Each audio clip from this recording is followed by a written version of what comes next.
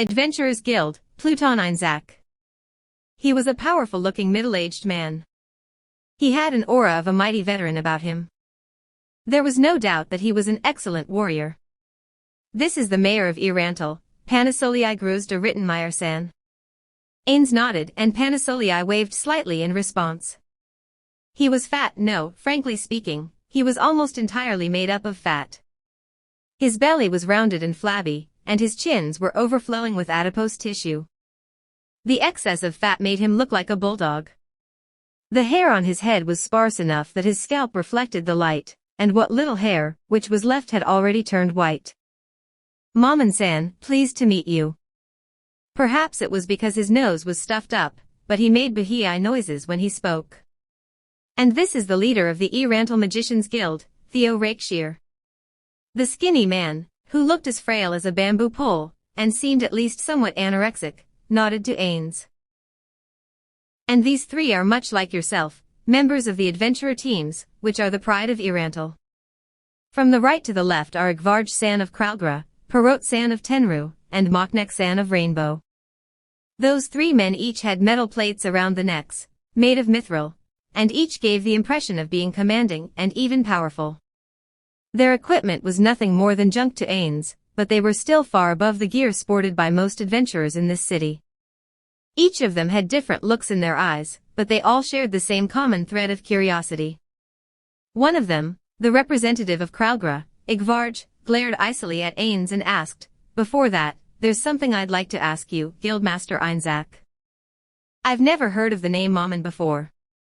Since he's a mithril plate, he should have done something noteworthy, right?" There seemed to be a little hostility in his voice. However, Einzak seemed to pay it no heed and cheerfully replied, "His feats include taming the wise king of the forest, as well as settling the graveyard incident last night." "Graveyard incident?"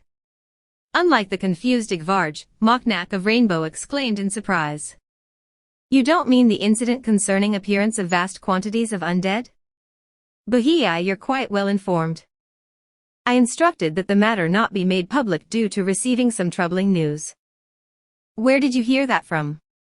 His words were frequently accompanied by a bahii, probably due to a blocked nose or some other reason. Nor was there much intonation, probably because he was using his mouth to breathe.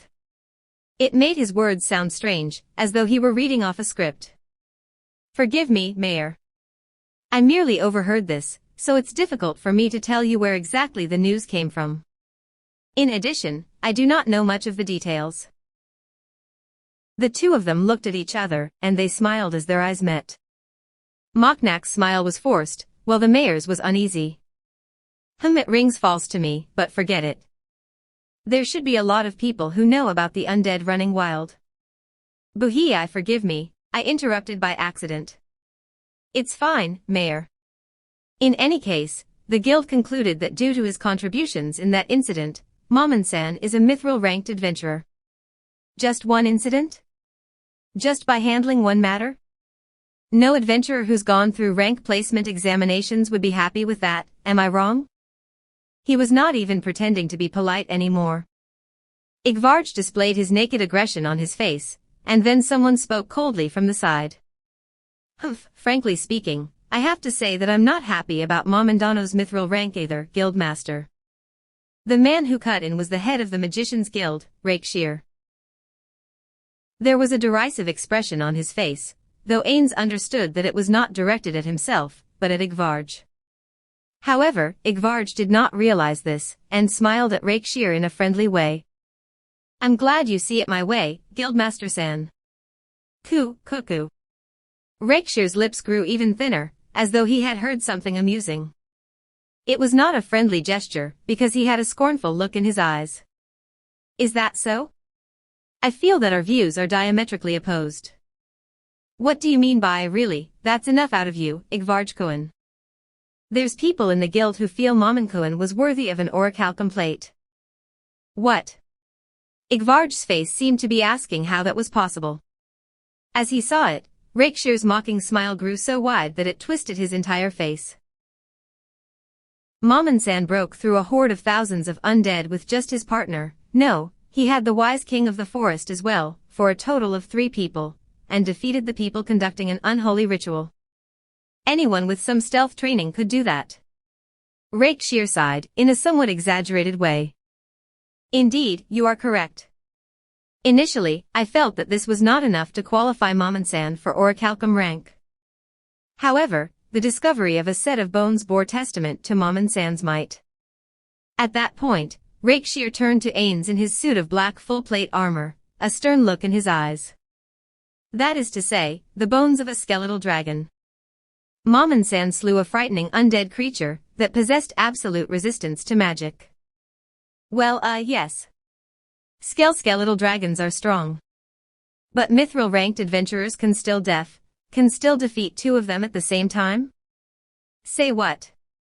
Igvarj's gasp of surprise was joined by the other two adventurers. Then, there was a subtle shift in their attitude as they looked toward him. They were like observers trying to plumb the depths of a lake. We found the remains of two skeletal dragons at the scene. Could your teams break through a horde of thousands of undead, slay two skeletal dragons, and kill the hitherto unknown masterminds of this conspiracy in such a short time? Other adventurers were present at the graveyard, and they reported the presence of twisted spirits like wraiths. Could you have traversed such deadly ground? Igvarj bit his lip, unable to respond. Then, let me ask you another question. I hear that the only other member of Momonsan's party is a woman. She is a magic caster, which means that she would have been completely useless against skeletal dragons and their complete magic immunity. Under these circumstances, with only one other, no, even with the wise king of the forest by your side as well, could you have made such a great accomplishment? Rakeshir bowed to Ains and said, Please allow me to thank you on behalf of the city, Momonsan. If not for your swift response, many more lives might have been lost. And while I can only speak for myself in this matter, you have but to come to me with any request you have, and I will do my best to fulfill it. You praise me too highly, Guildmaster. I was simply fulfilling Barusan's request, and I solved a problem along the way. Fu. Rakeshir laughed, and there was an undercurrent of respect amidst his laughter. It seems you are truly worthy of an Orichalcum, no, an adamantite rank. To think someone could take such a mighty accomplishment, and pass it off with such humility, as though it were nothing of note. I heard that your companion can use magic of the third tier as well, is that correct? Your praise honors me, but I do not wish to casually show my hand. Is that so? What a shame. Igvarj's face and ears turned red as he watched the way Ains and Rakeshir spoke lightly to each other. Then he bellowed, We could do the same thing if we got everyone together. Besides, it's his fault that he's got so few teammates, right? He can't get anyone because he's no good. The air in the room grew tense even as it grew frigid, and then the sound of a Bahii rang forth. Let's leave the matter at that. We didn't gather everyone here to fight now, did we? After that last Bahii, Igvarj sat down, seemingly deflated. However, he still glared hatefully at Ains. The two guild leaders watched this sight, and shook their heads helplessly. I understand that you all value strength, but that is not the topic we are here to address, so why don't we settle the matter quickly? Thank you, Mayor. Mew? I have no idea why you would thank me, but you should probably continue speaking. The fact is, I'm not quite sure what is going on. Understood. If only I could have reported it right away. Don't worry, I was handling a matter in connection with Stranovko and myself. There was another Bahii now then, let's get to the point. Before that, shouldn't we show some basic courtesy and remove our helmets? Igvarj cut in once more with a mocking words. He was not incorrect in saying so, but he was also being quite annoying. The other adventurers frowned as well. It's fine. This time, he has a point. I have been somewhat rude. However, the false face Ains revealed when he removed his helmet was a plain one, which was not particularly attractive. Since I come from another country, I wore my helmet to avoid drawing trouble. Please forgive my lack of manners. Che, so you're a foreigner. Shut up, Igvarj. Adventurers protect all humanity from monsters, and as such, borders do not exist for them. As a fellow adventurer, I am ashamed at your griping about the unspoken rules which govern our guild. As the voice castigating Igvarj's second interruption rang forth, he realized that everyone else in the room felt that way, so he reluctantly fell silent. Well, it's because of this sort of thing that people have loaded opinions of foreigners. Several of the people smiled bitterly at Ain's words. Igvarj's own face had turned from pale to almost white, but by the time Ains put his helmet on again, there was no complaint. Then, I hope we won't get sidetracked any further. Let's get right to it. Well, it's because someone was late that we haven't heard about anything until now. That was a mistake on my part. Please forgive me. Ains lowered his head in apology. He had experienced this sort of thing before as a salaryman, where his bosses announced that they would only begin once everyone had arrived.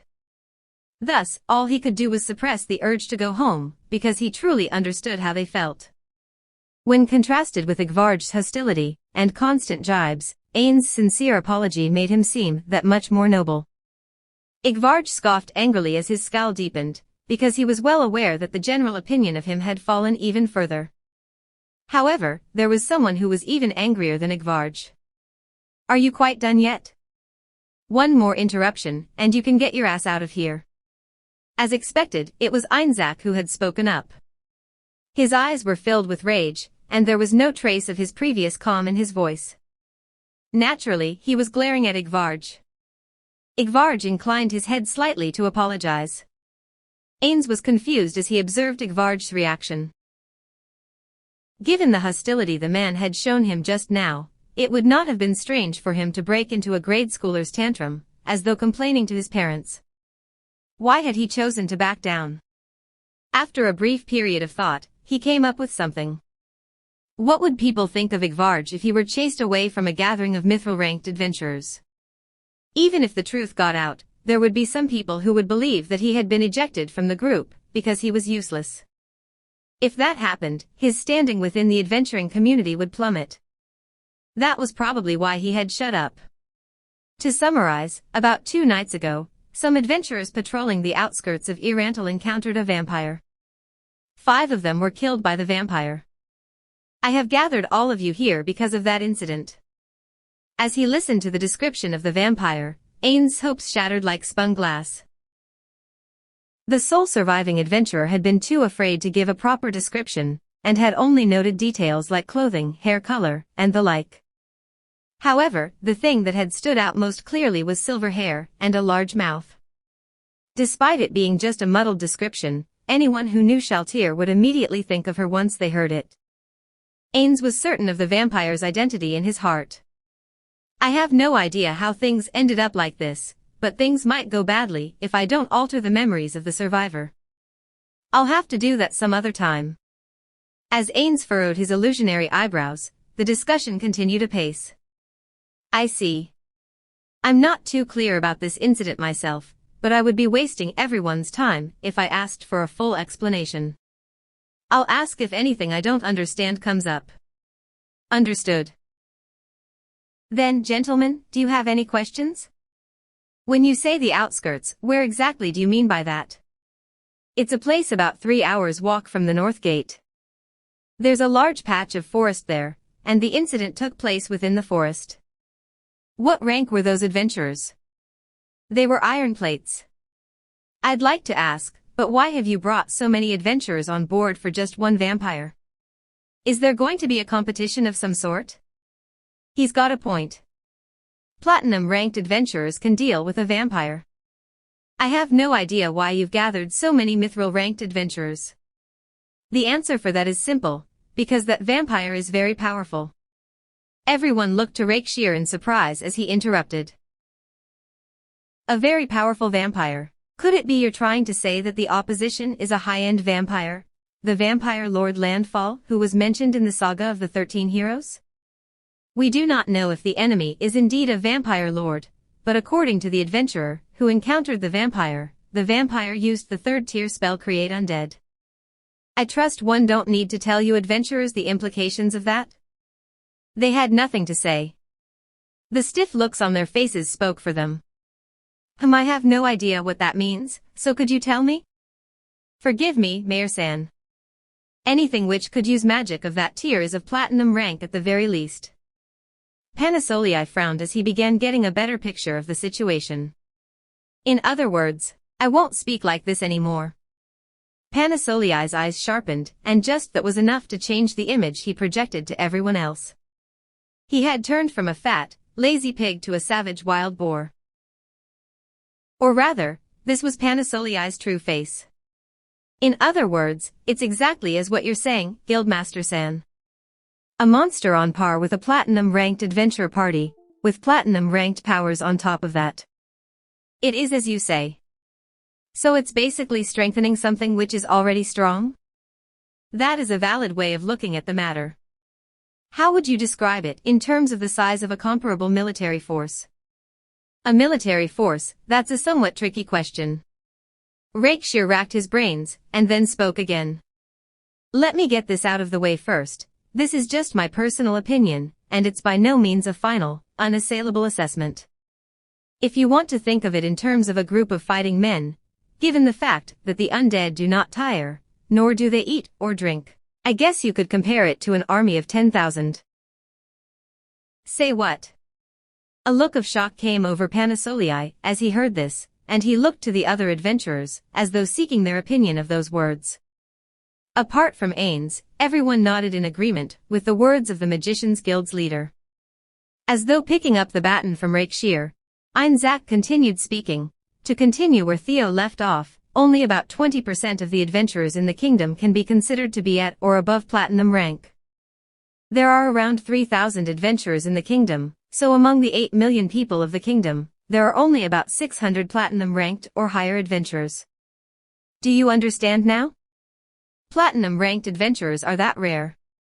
Is that so? I wish I did not understand, but I do. Then, with this situation in mind, I would like to ask you adventurers, are you confident in eliminating this creature? If not, well, then how about asking the warrior captain Gazef Cohen for help? Gazef Stronov. He was the mightiest warrior of the kingdom, superior even to adamantite-ranked adventurers. A man that was arguably the kingdom's ace in the hole. However, Einzak immediately shot that proposal down. It may be true that no warrior is capable of beating Stronov Dano. However, if Stronov Dano faced a party of adventurers that was weaker than himself, the victors would undoubtedly be the adventurers. This is because adventuring parties have many methods of attack and defense. To continue the example of using Stronov Dano, the party can use 4 times the amount of spells and martial arts as Stronov Dano can. The impact of this difference is particularly marked when facing monsters, who possess unique special abilities. The ideal solution would be to recruit Orichalcum and Adamantite-ranked adventurers for this. But before it comes to that, I would like the strongest adventurers in our city to set up a defensive line to keep the vampire from invading us. That would be giving up the initiative, don't you think? That is the best possible outcome of the worst-case scenario. Need I remind you that our foe is a one-man army? I don't want to imagine the terror facing such a fearsome foe would entail. One could follow an army of 10,000 by their tracks and evade them easily. In addition, prodigious quantities of supplies would be needed to keep such an army on the march, so it would be difficult for them to do battle for long. However, what if that army was compressed into a single person? And what if that person was able to use invisibility, or was adept at covert operations? Still, as an adventurer, I have to say that forming a defensive line will be very difficult, Guildmaster Dano. After all, coordinating our teams will need a fair bit of training time. Well, in lieu of that, what do you think of everyone just deploying together? The adventurers promptly shot down the mayor's proposal. I doubt that would be possible. In order to work as closely as that, we'll need to craft intricate battle plans, but the more complex the plan, the more likely it will go awry when something unexpected occurs. Rather than risk that, it would be better to not work together, and just operate independently. Speaking of which, why did that vampire appear there? What news does the guild have about it? About that, since the enemy is a powerful vampire, the guild does not have the full details on it at the moment. Just as we were about to put a scouting party together, the incident from last night occurred, which dispersed our forces. I see. So you're worried that these two incidents are linked? Indeed, that is so. Didn't Momentshire take care of the graveyard incident? Was there anything on the bodies of the masterminds that would tie the two events together? That question plunged the room into a brief silence. Ains was puzzled. The Adventurers Guildmaster, who had fielded answers without any hesitation, now turned to the mayor, a questioning look in his eyes.